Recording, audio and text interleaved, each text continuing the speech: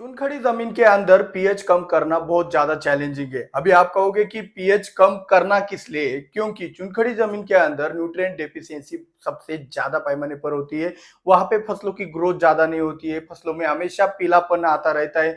एक 6BA का गलती से भी इस्तेमाल कर दिया तो पूरी फसल पीली पड़ जाती है। इस तरीके से कुछ हार्मोन से भी बचना पड़ता है। नाइट्रेट नाइट्रोजन की मात्रा डालने पर ही उसमें कुछ हरियाली दिखती है। तो और नाइट्रेट नाइट्रोजन खतरनाक भी कितना होता है ये आपको पता है। तो चुनखड़ी जमीन के अंदर खेती करना अभी बहुत ही मुश्किल होता जा रहा है। और हर एक अच्छी जमीन अभी चुनखड़ी जमीन बनने की तरफ जा रही है। तो अगर आपकी जमीन चुनखड़ी जमीन है या फिर आपकी जमीन चुनखड़ी जमीन की तरफ ना जाए, ये दोनों कैटेगरी के अंदर अगर आप बैठ रहे होंगे तो आपको आज का यह वीडियो जरूर देखना चाहिए, क्योंकि बहुत ही महत्वपूर्ण विषय है। तो वीडियो को लाइक जरूर कीजिएगा और बिना किसी देरी के हम शुरुआत कर देते हैं कि चुनखड़ी जमीन का पीएच कम कैसे करना है हमें। तो पहले तो एक बात समझ लो कि चुनखड़ी जमीन में ऐसा क्या होता है कि जिसकी वजह से चुनखड़ी जमीन का पीएच कम होने की जगह उल्टा बढ़ता जा रहा है। ठीक है। तो पहली बात यह है कि जमीन का पीएच कम क्यों होता है, यह हमने तो देख लिया। माइक्रो ऑर्गेनिज्म एक सबसे बेटर वाला ऑप्शन रहता है कि माइक्रो ऑर्गेनिज्म मतलब क्या?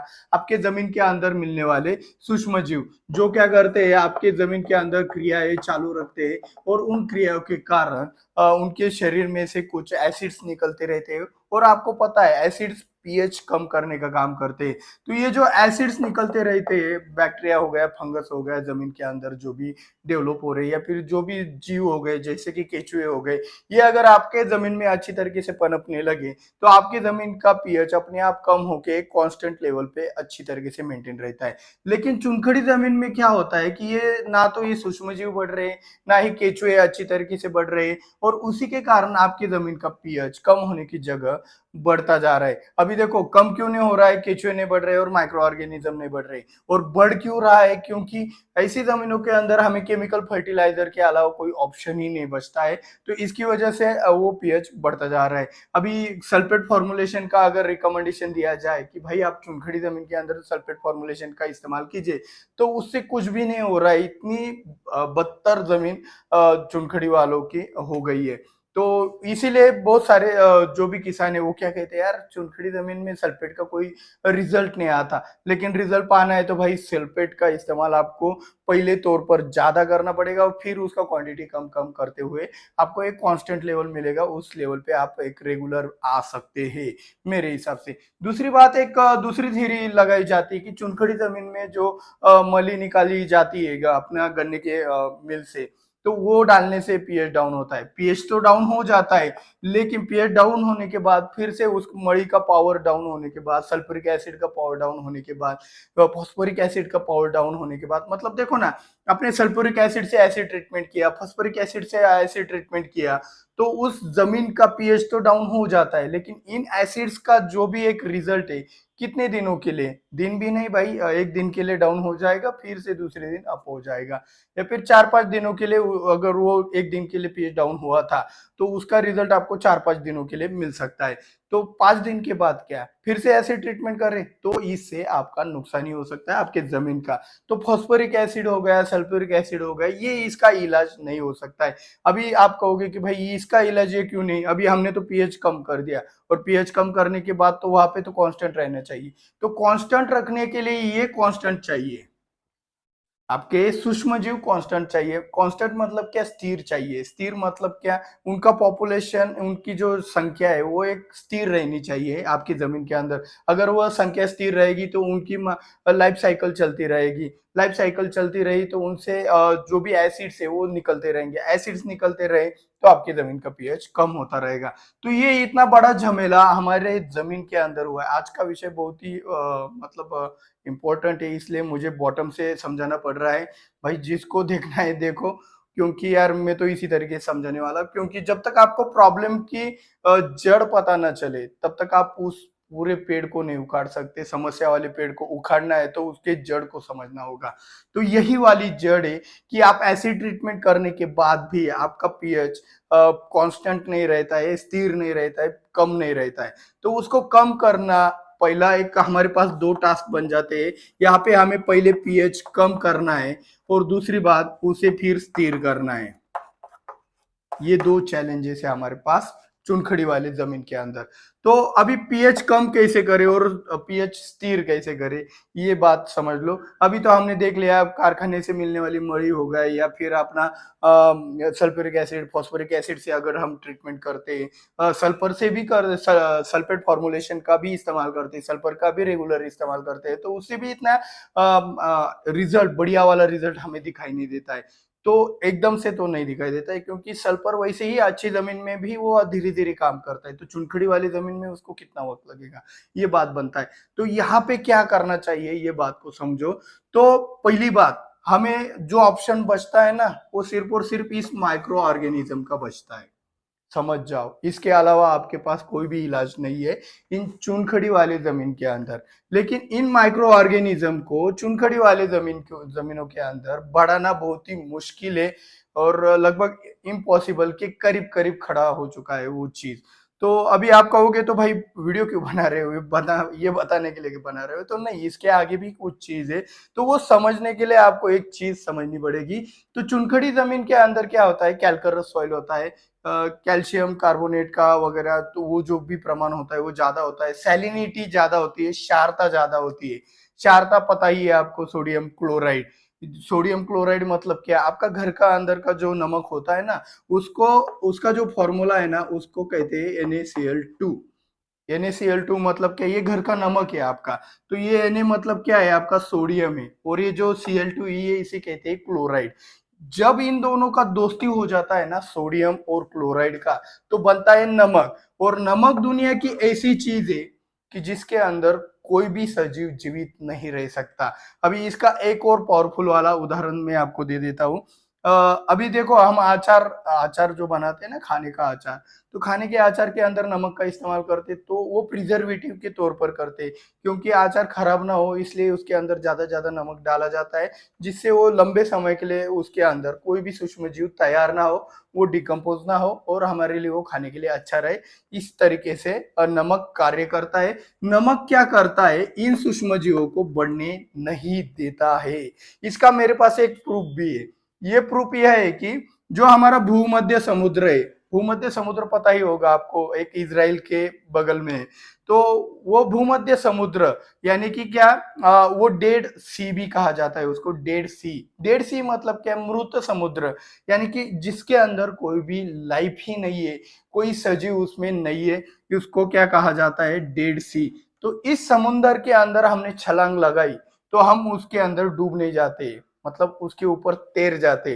तो तैरने का कारण क्या है, उसकी डेंसिटी ज्यादा है, घनता ज्यादा है। तो घनता क्यों ज्यादा है, उसके अंदर सोडियम क्लोराइड दुनिया के समुद्रों के तुलना में सबसे ज्यादा है। तो इसके कारण हमारा वजन होने के बाद भी हम उसके अंदर डूब नहीं सकते, इतना उसका वजन, उसका क्षारता ज्यादा है, उसके अंदर सोडियम क्लोराइड ज्यादा है। तो ऐसे समुद्र के अंदर इतना ज्यादा पैमाने पर अगर नमक होगा, तो ऐसे समुद्र के अंदर कोई भी सजीव कैसे जीवित रह सकता है। इसीलिए डेड सी के अंदर कोई भी सजीव जीवित नहीं रह सकता। यही, इसी का अध्ययन करने के लिए डिस्कवरी चैनल वालों ने क्या किया, वहां पे उनका एक टीम लगाया रिसर्च के लिए। उन्होंने डॉक्यूमेंट्रीज भी की है, अगर आपको मिले तो भाई आप देख लेना, बहुत अच्छा डॉक्यूमेंट्री बनाया है। लगभग उसे 10-15 साल हो गए, इतना पुराना डॉक्यूमेंट्री है वो।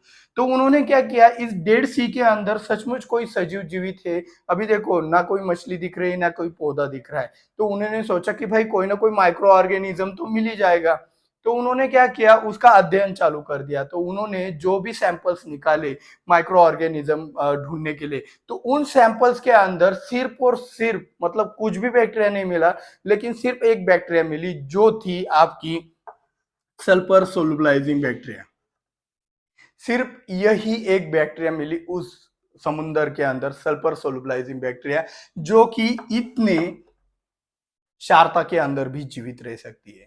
तो इतना कीर्तन प्रवचन करने का कारण इतना ही है कि आपको एक प्रूफ भी मिले, प्रूफ के साथ ही चलते हैं। हमारे चैनल पे तो कोई भी बकवास चीजें नहीं होती है कि भाई मैंने कहा तो आपको करना पड़ेगा। मुझे तो प्रूफ के साथ बोलने की आदत है। तो यही आपका सल्फर सोलुबलाइजिंग बैक्टीरिया है, वो आपको इस डेड सी के अंदर जीवित मिला। हमें जो पॉइंट उठाना है ना यहाँ से, वो क्या है, सोडियम क्लोराइड सबसे ज्यादा दुनिया में सबसे ज्यादा कौन से समुद्र के अंदर है, डेड सी के अंदर। तो वो सोडियम क्लोराइड, वही नमक आपके जमीन के अंदर भी है। तो दूसरी बात क्या है, वो सोडियम क्लोराइड उस समुद्र के अंदर ज्यादा होने से के बाद भी अगर कोई जीव अगर जीवित रहता है, उसका लाइफ साइकिल वहां पे पनप रहा है, तो वो बहुत बड़ी बात है हमारे लिए। क्योंकि यही चीज हमारे जमीन के अंदर भी हो रही है। हमें भी हमारे जमीन के अंदर माइक्रो ऑर्गेनिज्म बढ़ाने के बाद ही हमारी जमीन अच्छी हो सकती है। तो सबसे पहली बात, आपका पीएच कम करना है तो जो भी आपका पीएच बढ़ाने वाली चीजें, पहले उसको बंद करना होगा आपको। आपका थोड़ा सा प्रोडक्शन के ऊपर से हाथ, यार देखो चुनखड़ी वाली जमीनों का किसानों को मुझे मुझे पता है, चुनखड़ी वाले जमीन वाले जो भी किसान है उनको वेट प्रचुर मात्रा में मिलता है, यानी कि बहुत ज्यादा मिलता है। उनको सिर्फ क्वालिटी के लिए झगड़ना पड़ता है। तो जो भी आप क्वालिटी के लिए ऐसी चुनखड़ी वाली जमीन के अंदर झगड़ने वाले हो, तो भाई स्प्रेइंग के माध्यम से आपको कितना क्वालिटी बढ़ा सकते हो उतना बढ़ाओ। जमीन के सहारे जो भी एक केमिकल फर्टिलाइजर का इस्तेमाल आप कर रहे हो ज्यादा से ज्यादा, उसे एक तो कम कर दो या फिर बंद कर दो। मेरी सलाह माने, एक इस्तेमाल कर रहे हो तो आधा इस्तेमाल करो, आधा इस्तेमाल कर रहे हो तो भाई उससे भी कम कर दो, और अगर भाई बहुत ही कम कर रहे हो तो भाई बंद कर दो। तो ऐसे धीरे धीरे करके अपने प्रैक्टिसेस के अंदर चेंजेस करते आओ, जिससे आप जो पीएच बढ़ा रहे हो वो पीएच धीरे धीरे करके कम होता जाएगा। और जैसे ही हमारे इस जमीन के अंदर गुड़ और सल्फर सोलुबलाइजिंग बैक्टीरिया का अगर आप इस्तेमाल करते रहेंगे, मैं तो कहता हूँ ऐसे ट्राइकोडर्मा, पीएसबी, केएसबी ऐसी जमीनों में तो कुछ काम ही नहीं करते। तो वो जो, और हाँ, ये जो सल्फर सोलुबलाइजिंग बैक्टीरिया है, ये ज्यादा महंगी भी नहीं मिलती है, बहुत ही सस्ते में अच्छा है। मेरे हिसाब से चुनखड़ी जमीन के वैल्यू, मतलब जो भी ये जो समस्या है उसके हिसाब से इसका वैल्यू कुछ भी नहीं है। तो सल्फर सोलुबलाइजिंग बैक्टीरिया बहुत ही अच्छा ठहरता है यहाँ पे आपका चुनखड़ी वाली जमीन का पीएच कम करने के लिए। क्योंकि भाई कितना भी सोडियम क्लोराइड रहने दो ना, ये तो बढ़ रहा है, और ये बढ़ेगा तो इसका लाइफ साइकिल बढ़ेगा। लाइफ साइकिल बढ़ेगा मतलब क्या, उसके अंदर एसिड्स तैयार होते रहेंगे, और वही एसिड्स आपका पीएच एक ना एक दिन कम करेंगे। अभी आप कहोगे सर जी आपने ये थ्योरी बताई, इसका रिजल्ट कितने दिनों में आएगा? भाई दिनों में नहीं, सालों में आने वाला है। क्योंकि आपने यह जो समस्या उत्पन्न की है उसको बहुत सारे साल लग चुके हैं। मैं तो कहता हूँ 50 साल लगे यह प्रॉब्लम। मतलब देखो ना, आपकी अच्छी जमीन थी, आपकी अच्छी जमीन थी, अच्छी जमीन से आप लेकर चुनखड़ी वाली जमीन तक आए, और वो चुनखड़ी वाली जमीन तक का जो सफर है वो 50 साल का है। वो 50 साल का है। अभी रिटर्न जाना है तो एक तो हमारा स्पीड बढ़ाना होगा, तभी ये इसका आधा कर सकते 25 एक साथ। तो वो भी स्पीड कैसे बढ़ाएंगे हम? वो भी ऐसा आपका बैक्टीरिया वगैरह बढ़ाकर, माइक्रो ऑर्गेनिज्म बढ़ाकर, एक स्लरी का इस्तेमाल किया करो। गोमूत्र का स्लरी चुनखड़ी वाली जमीनों के अंदर चल जाता है, वहां पे कोई ज्यादा टेंशन नहीं लेना है। और आपको दूसरी एक बात याद रखना है कि जो भी सेंसिटिव क्रॉप है, फ्लावरिंग सेंसिटिव क्रॉप, उनका इस्तेमाल नहीं करना है। जो भी है पक्का फ्लावरिंग वाले प्लांट्स अगर आप ऐसी चुनखड़ी वाली जमीन के अंदर लगाते हो, जिसके अंदर नाइट्रोजन से कुछ भी हानि नहीं होती है, तो उनके अंदर आप स्लरी और सल्फर सोलुबलाइजिंग बैक्टीरिया का इस्तेमाल कर सकते हो, जिससे आपके जमीन का पीएच कम होता जाएगा। अभी रही बात स्थिर करने की, जैसे ही आप, और हाँ दूसरी एक बात, ज्यादा से ज्यादा सल्फेट फॉर्मुलेशन का इस्तेमाल करो। मुझे पता है आपको चिलेटेड के वगैरह, चिलेटेड की भी रिजल्ट नहीं आते, सल्फेट का तो बहुत दूर रहा। तो देखो यार, 10 किलो सल्फेट, फेरस सल्फेट का डोज है, एडा फेरस का कॉस्टिंग कितना है आपका, 1,000 रुपए किलो, ठीक है ना? तो आपका एडा फेरस का 1,000 रुपए किलो है, तो उस 1,000 रुपए के अंदर जितना फेरस सल्फेट आता है उतना उठाओ, जमीन के अंदर डाल दो। उससे क्या होगा, आपका जमीन धीरे धीरे करके इस सल्फर के कारण ही वो संवर सकता है। और नेचुरली अगर कोई फोर्स लगा दी जाए तो भाई बहुत ही अच्छा कार्य होगा। अभी दूसरी एक बात रही, हमने तो सल्फर सोलुबलाइजिंग बैक्टीरिया बता दी, अभी इसका जेन्युइन सोर्स कहाँ से मिलेगा? तो देखो बहुत सारे कंपनियां इसके ऊपर कुछ भी, इसके ऊपर तो प्रोडक्ट ही नहीं मिलेगा आपको इंडियन मार्केट में, लगभग एक कंपनी है। लेकिन अगर यह पाउडर फॉर्मुलेशन में अवेलेबल हुआ और कंपनी अगर जेन्युइन रही, तो आपका हमने ये जो प्रोजेक्ट बनाया है लगभग कि इस तरीके से हम जाएँगे तो हम ज़रूर सक्सेस होंगे और उसका साइंटिफिक डेटा आपके सामने है, ऐसा नहीं कि कुछ भी मैंने बोला है। तो पाउडर फॉर्मुलेशन में ये अवेलेबल नहीं है इंडिया के अंदर, ये सिर्फ़ लिक्विड फॉर्मुलेशन में अवेलेबल है। वो भी टी10 कंपनी का सल्फर सोलुबलाइजिंग बैक्टीरिया आता है। अ, उसका भी कुछ महँगा नहीं है रेगुलर बैक्टीरिया की तरह, उसके भी दाम है, तो ज़्यादा महँगा भी नहीं। लेकिन अगर पाउडर फॉर्मुलेशन में अगर कोई ये बैक्टीरिया बनाने वाली कंपनी या कम देख रही है जैसे कि माइक्रोवैक्स हो गई, तो माइक्रोवैक्स तो सबसे बढ़िया वाली कंपनी है माइक्रो ऑर्गेनिज्म बनाने के लिए। तो अगर ये कंपनी हो गई या फिर कोई और कंपनी हो गई, तो उन कंपनियों ने इसे अगर बना दिया अच्छे फॉर्म में, जिससे रियल में वो वर्क करता हो, ऐसा नहीं कि कुछ सिर्फ पानी डाल दिया तो काम हो गया, ऐसा नहीं होना चाहिए। रियल में वो चीज़ होनी चाहिए, वरना हमारा ये थ्योरी कुछ काम का नहीं। तो रियल में सचमुच सिंगल आपका सल्फर सोलुबलाइजिंग बैक्टीरिया अगर आपका पाउडर फॉर्मुलेशन में अवेलेबल हुआ, तो हमारा ये काम बहुत ही अच्छी तरीके से चल सकता है।